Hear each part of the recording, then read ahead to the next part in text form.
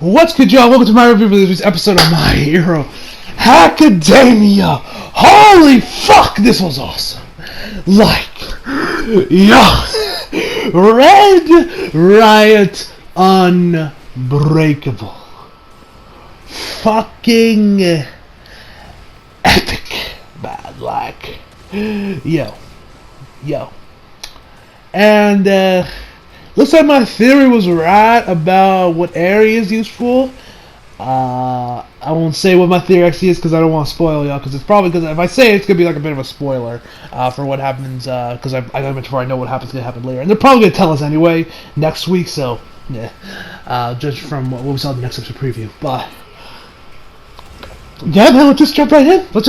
Man. I don't know much more to say. Let's just jump right in and just talk about this episode. It was amazing. So this episode starts off action-packed. Studio Bones like, we know y'all are ready for that Red Riot Unbreakable. Let's start this off action-packed. Give y'all some Sakuga. Start this episode. Which is what we got. We just get this amazing shot, like this amazing like fast zooming shot where we see like these two like kaiju-sized monsters just battling it out. It looked fucking amazing.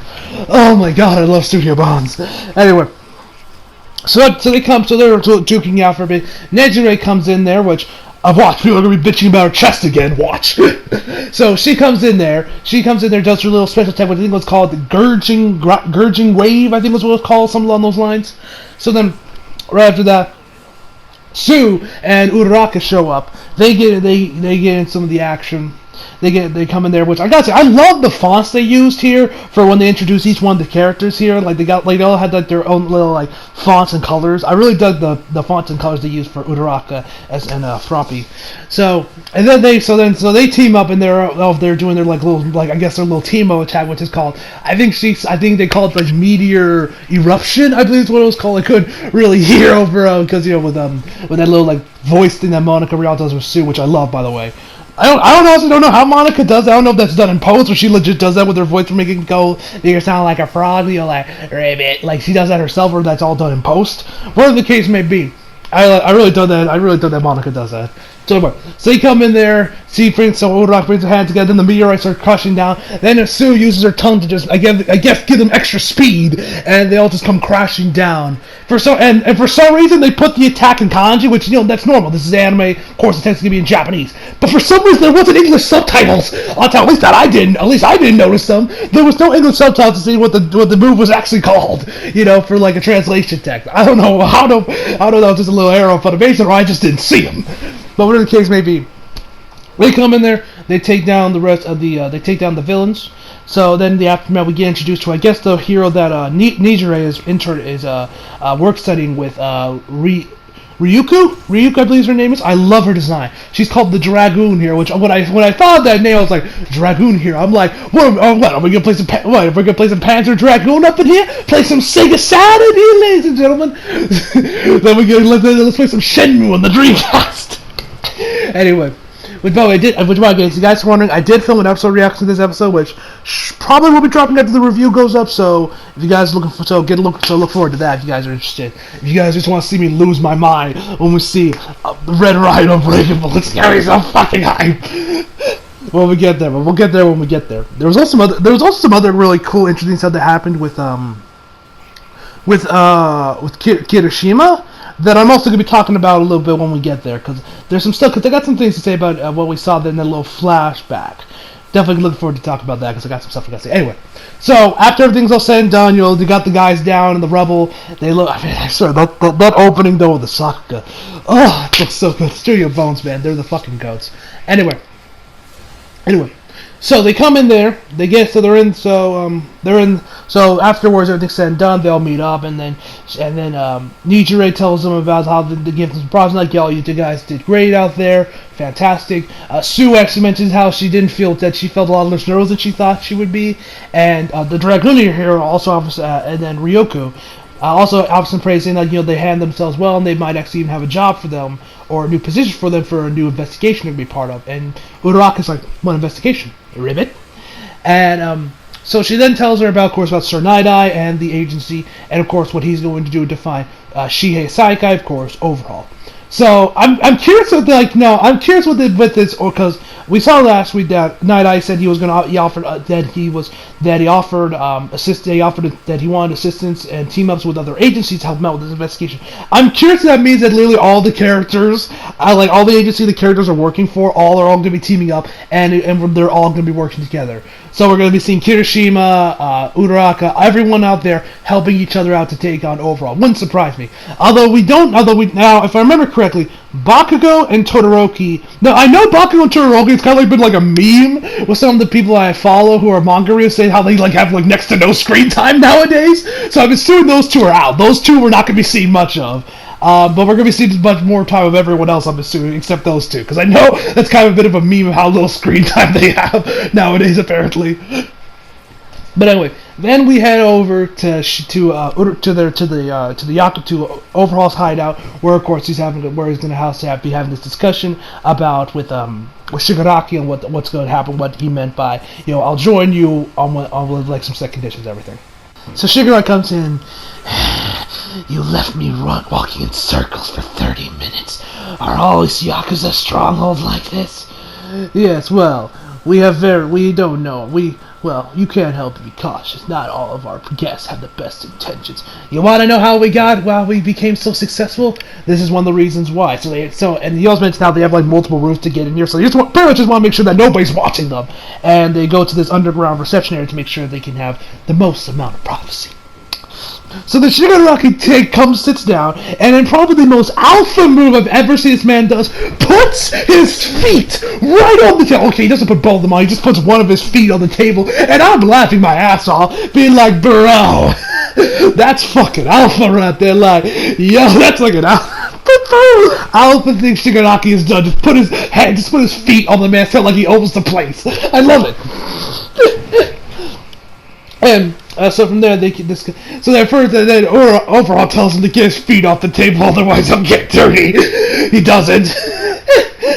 But anyway, he says how he wants them to be, that he wants to have it be more a joint partnership. He doesn't want them. He says that you guys want to use our reputation. He says you guys want to use our reputation for your benefit, and we need more force, and we need a stronger force. So their goals, intertwined for the moment being, and they can work together for a common goal. And he also mentions how they're not going to be working under Overhaul. They're going to be doing their own things, calling their own shots. And he also mentions how he wants to get in on the information. He wants to know what this special plan is that he has, which most likely involves Eri. And what it is, what it entails. He wants to know the details, which he says is a normal request. So then he opens up his jacket about the grasp. Then the two guys that's with Overhaul come there. One of them puts a gun right to his face, and Mimic, the small guy, has this giant arm coming out of him. I don't even know what the hell it is. And my god, the dub voice for him was fantastic. He's like, "Who the hell do you think you are, you little punk?" That's about what he sounded like. It actually sounded a lot better than I actually expected. So yeah, that will look great. I love Mimic. And then Overhaul tells him to put, and he also mentions how, who the hell do you think you are? Did you forget about Compress's arm? Would you like to receive concessions for what we lost? Corono, Mimic, stand down. This man came all the way to make his offer. The least we can do is hear him out. Please, continue. As I was saying before your friends got jumpy, I want to know what the plan is, starting with this. And he pulls out that little red dart thing that pretty much nullifies your quirk for a bit, and he just wants to know he says this is part of the plan, right? And from there we switch over to Kirishima for the rest of the episode, which it was great stuff. And I gotta say, Tamaki. Now we all made jokes about how much he looked like Sasuke, and that was probably Horikoshi poking some fun at Kishimoto and Naruto in general. I didn't think he would go all the way with it, but he did, and it's amazing. Every second of it was amazing, and I believe it was actually in the dub he's voiced by Senku, which is just funny. I just find that humorous. So Kirishima attacked Tamaki, as well as the pro that they're both work studying with, Fat Gum. Which after this, which I could probably say in good faith that Fat Gum is based off of Choji from Naruto, because first off, both these guys are super fat. Two, their fatness is their power, and three, they both eat a lot. You remember Choji would always eat to make, because he would have to eat so much because, you know, it worked with like his chakra and his powers and everything. I'm assuming Fat Gum works the same way, but just from what we saw from his quirk. So I would be, because remember, Chota was obviously based off that kid from the first arc of Naruto about heroes, not like, you know, about hating heroes. Or like, it was so obvious that Chota was based off that kid. And Horikoshi here comes again with another character that's obviously based off another Naruto character. Not saying that's as a bad thing, but it's definitely something I noticed. So they're walking down. The dude's eating some like takoyaki, and you know he's with Kirishima as well as Tamaki, and he's just, you know, telling Kirishima something, thank you for, you know, allowing me to do the work study with you, yada yada. And then we see Tamaki. Tamaki, he's like, oh, man, I wish Mario was here. And we get a flashback to where he was begging Takamaki to like help him, to like have him like, you know, work study with him. He's like, please help me, you know, like let me work study with you and everything. He's like, your persistence was terrifying, you know. And he's like, oh, don't worry, we'll fix those nerves right up, man, and you'll be a good hero. He's like, your expectations, they're holding me down deeper into despair. I'm like, I'm laughing my ass off at this point. Like, bruh. I am like, this is hilarious. I am like, legit. Now, because legit, this kid is so fucking emo. I love it! Like, we all know about Sasuke and the memes that came up with Sasuke about how much of an edgelord he is, you know, being like, my name is Sasuke Uchiha. I hate a lot of things, you know, and all that other stuff. I love the kid that Horikoshi has taken that meme of Sasuke being this edgy, emo, edgelord, you know, like, girl, like, you know, thing that Sasuke got that reputation of, and then made it and then went all the way with it in Hiroaka. I love that he did that, man, and just made him, like, super emo. And she was trying to like help him up, and he's like, oh, he's probably just trying to help you out, you know, and you know, to hype you up or whatever. And he's like, you know, he says positivity is not my strong, so my God, could you get any more Sasuke than that? I love it. I absolutely love it. So they keep going on talking. So they keep walking, and eventually we see these robbers coming in there. These guys dressed up in suits, running away from I'm assuming another gangster that they stole from. And like, hey man, we gotta eat too, like everyone else. And so Fat Gum comes in there, sucks them in, takes them all in, gives them all a bear hug, and puts them deeper and deeper within him, sending them to God knows what. One of them manages to like slip out of him like a snake or whatever, and that's where Tamaki comes in there. We see his quirk, which is called Manifest. Now, in the trailers, we actually saw some like squid stuff coming out of Tamaki's like. In the trailer, we saw Tamaki like pull back his arm with like some squid tentacles. Now, at first, I thought that was like a sword or some weapon he had. I didn't think it was actually from his legit fingers, which is what we see. So, oh my God, I can already imagine the tentacle porn. Oh my God, the tentacle porn is going. Oh my God, the tentacle porn will be on another level with this guy. You know it's gonna happen. You know that all once those tentacle, like, you know, like Doshi, Doshi, what the hell is it? Dojin artists get their hands on Tamaki with the anime now airing. You know they're gonna put him along with Nichire, and they're gonna go to town with the tentacles, man. Y'all know that they're probably, and then you'll have those weird sick yaoi artists doing God knows what with them. Lord help us all! Anyway. So he pulls him back and they just start slapping him around. And that's when we learn about his quirk being called Manifest. Whatever he eats is what he can end up, you know, he can use that as well. Like, you know, he said he got the octopus from takoyaki, clams was from clam preserves, and then he also got chicken like leg and a chicken and a bird wing from some fried chicken. And now I'm hungry for some fried chicken. Although the problem with that is here in Ridgecrest, there is no KFC, there is no Popeyes, so I ain't got shit. Excuse me, I ain't got shit with fried chicken. Well, there is an Albertsons, you know, down here. We got a couple of Albertsons around here that sell fried chicken, but nah, I want that KFC, man, because, oh my God, I love KFC and I love Popeyes. And I want to try the chicken sandwich from Popeyes, see if it's all worth the hype. But whatever the case may be, I digress.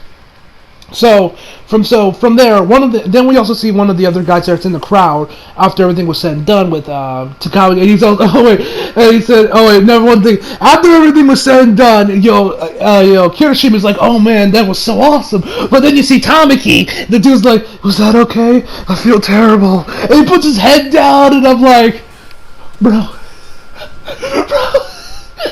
this is amazing. I love it. So we see this one guy. He pulls out a gun. And he fires it, and that's when we head over back to Shigaraki and Overhaul.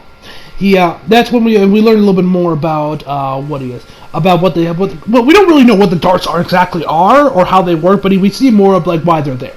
So Overhaul mentions Overhaul got his power by stealing other people's quirks. So he took that and fine-tuned it a little bit by not stealing people's quirks like All For One did, instead by just nullifying them for a bit with like those darts things. And he said that he's already set them out in different parts of Japan, and these are just there to pretty much plant seeds for the plans for him to set the plan in motion later on. Now, it actually took me a couple of times now. We know now one of them did hit Tamaki. Now, I didn't actually, when I first saw the episode when I reacted to it, I actually didn't see that. I wasn't paying attention. I had to go back a couple of times to actually see that it actually, hit him. Because all I saw was just it hit, they just kind of bounced off of Kirishima, and I thought, how to get him. It took me a couple of times to rewatch that scene a little bit to where I said, oh, okay, that's where it hit him. So, one hits, I'm assuming like one of them hit Tamaki, and then he aimed another one over at Kirishima. That one bounced up because of his hardened quirk, and the dude just makes a break for it, and Kirishima gets chased. In fact, he tries to, and that's when Tamaki tries to use up his fingers, tries to or use his take out his tentacles, but they don't work. Fat Gum tells him that he's gonna go after him, and then Kirishima gets chased before they're stopped at like this alley, and before they kind of reach a dead end in this alley. Oh, one last thing I almost forgot to mention. While he's being chased by Kirishima mentioned, like, hey, at least save your friends. He's like, that's what you're mad about? He's like, you shot someone and left to save your own skin. You're not much of a man, are you? And I'm thinking to myself, watch, people are going to take this and bitch about being toxic masculinity. Like people were bitching a while back that Commando was toxic masculinity when it's the most manly movie you could ever watch. Just if you've not seen Commando and you're a man, watch it. You will feel very manly by the time you're done with it. It's so epic, man. It's Arnold Schwarzenegger at its best back in the 80s. So anyway. So they leave at this dead end. Then we see the dude's quirk, which are like pretty much where he fires off these like 3 blades in like his arm. Which, by the way, the way they look kind of remind me a lot of those knives. You guys remember the New Goblin had, from Spider-Man 3. It looked a lot like those, and I wouldn't be surprised that was Horikoshi like putting a nice little Easter egg there for Spider-Man 3. Because we know Horikoshi is a huge Marvel fan, so it wouldn't surprise me if that's the case. So he does that. Of course, Kirishima obviously blocks it, and he hits him with and he punches him, and I think he called this one like Red Counter or Red Ride Counter. And so then he hits the ground. He's crying again, like, I just wanted to be strong. He's like, fam, if you're gonna cry like this, you shouldn't be committing crime. So he picks him up. He tries to. The dude keeps going on about how he wanted to be strong, and then we see this red, like, I don't know what you call this. This red like shot or whatever, like this. I don't know what the hell you call these things. This tube, this red tube. And he puts it to his neck and injects some shit in there. Now it's red. Now, and you guys will hear this in my reaction. I kept saying my theory was, and we see that he all these blades start to come out of him. And now, and you guys will see in my reaction. I keep saying my theory was right. My theory was right. Now, I'm not going to say exactly what my theory was because, like I mentioned before, I don't want to spoil you because it revolves around area what I think her quirk is from what I know what's going to happen on later on. So I'm not gonna say what it is, but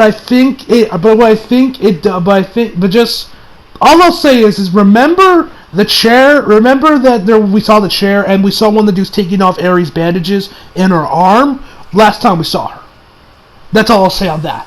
I think I know I think I know what's inside there, and I think I know a little bit more of what Overall's plan is. I don't know the complete thing, but I'm just guessing at this point. But that's all I'll say.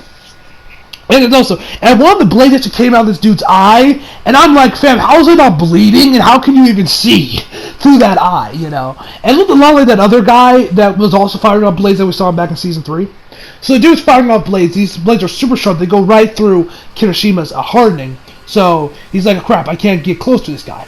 And from there, we get some flashbacks of what we saw earlier, a little bit when he was where he was with Bakugo and the guys.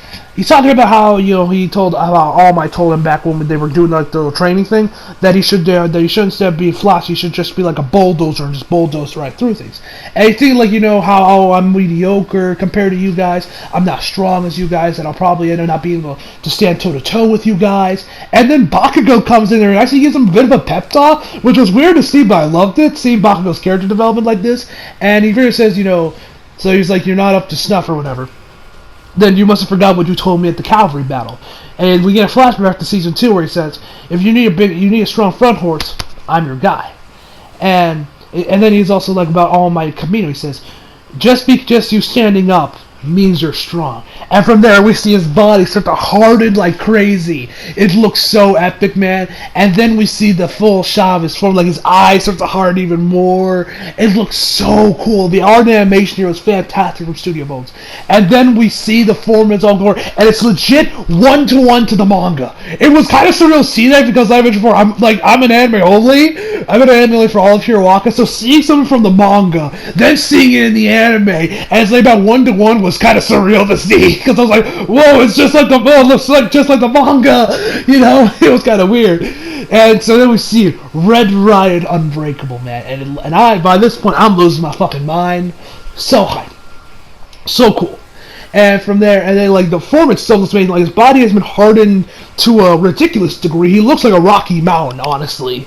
And the dude just comes. He's like, "Why does it sound?" And the other dude. Now we don't see. I don't think we actually heard it over the music, but the dude mentions, "Why does it sound like your body is creaking?" Because of how hard it is. And then he says that, and he also has like this red little flame, kind of like what happened in Goblin Slayer, from like one of his eyes. It looks so cool, man. And the dude just starts charging towards him. He's breaking through all the dude's blades. Then he's like, all right, I'll just concentrate in one area, and I think he said slice him or whatever he said. So he fires him out from his midsection. Kaminari just bulldozers right through them and punches him. And I think he called this move Red God Touch. The most epic name for a move I've ever heard. It's like Thor's hammer for the War Raiders. Not the Viking experience for the Viking Raiders. Fuck that shit. They're the War Raiders. Anyway, so he punches him right in the midsection, and it looked like hard. Like, I'm just like thinking to myself, well, there goes your liver, there goes your spleen, there goes your internal organs. You are going to be vomiting blood for weeks, my friend. So he sends him flying at this point. And then by this point his form he goes back to his base form. And also, one other thing I forgot to mention, the dude, while he was on his high from the injection from that stuff that kind of like enhanced his core, he was like, oh man, I'm on such a high right now. And he's like, the dude was smiling, like he had like a Joker smile where like it was like uncomfortably high, kind of like what he had back in the New 52, kind of, where it was like really up there, man, like really up there. It looked kind of creepy. So, as I mentioned, Kiroshima's back on his base form. He's walking over towards the guy. The dude's crying again. He's like, oh, please, just let me go. I just wanted to take her. He's like, I can't do that, man. You shot Tamaki, and, you shot Tamaki, and he tries to go over there, and he's like, I know how you feel. Not long ago, nobody wants to hear your sob story. And then he makes a beeline for it. Now, he doesn't, now it looked like at first that the high was done for him, but now the power's still in there. Because a bunch of knives come out of his back, and he sent flying over right to the exit of the dead end, just to freedom. And he's like, God damn it, he tricked me. And then so he breaks the blades. He's right there with his hardening. He's like, oh man, you're so gullible. So then Fatgum comes in there, locks him in a bear hug, and the dude starts firing off knives to get out of there. And Fatgum mentions how villains, they do it by defeating us, and just killing people. But heroes, how they defeat them is through not having no death, no loss of life, and to like destroying their will to fight, which is what happened. The dude eventually stops, and then we just see the dude is inside Fatgum, and then we find out what's quirk is fat absorption. The dude is essentially Kirby, like he can suck people into him, and that's that. So, like, he's essentially Kirby mixed with Shoji. It's quite the powerful quirk, and quite the disturbing one when you really think about it. So, then, the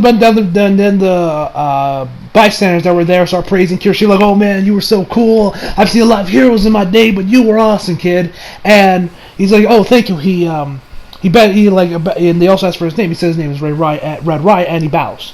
Now, Then we get a flashback to, I'm assuming, Kirishima back in his middle school days. He says, "Why didn't I help?" And now it's all in black and white, and we see this woman, this girl, running towards him. Now, from what we can see, we can assume that it's Mina, because she has, because her hair is about the same, and she has horns.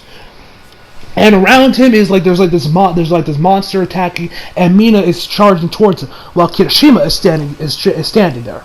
Now, what I think is gonna happen with this scene is that I know, because you guys know me, I'm an anime only, but because I follow guys like Chibi and Forever, I kind of unfortunately almost keep tabs on the manga where I kind of know some things are happening just from time on Twitter. I know one of the more popular ships is Kirishima and the ones that actually have a chance of being canon, not the bullshit yaoi garbage, is Kirishima and Mina. Now, for us anime only, we haven't really seen those two interact at all. With this, now what I think Horikoshi is doing here is planting the seeds for more time for maybe possible episode where we're going to be focused on Kirishima's backstory, or what happened here, or we're probably going to get the backstory or a flashback to what happened back there, and that's when we're going to start to see a lot more of Kirishima and Mina, like what we saw at the end of Season 2 with Todoroki and Momo. I think that's probably the direction Horikoshi is going in there, is planting the seeds for what we're going to see later on, which I'm definitely curious to see where this is going on here, because this looked interesting. And hopefully we do see more of it. We probably will later on in Season 4. So anyway, then after that, we head over back to after everything. We kind of fades back in there.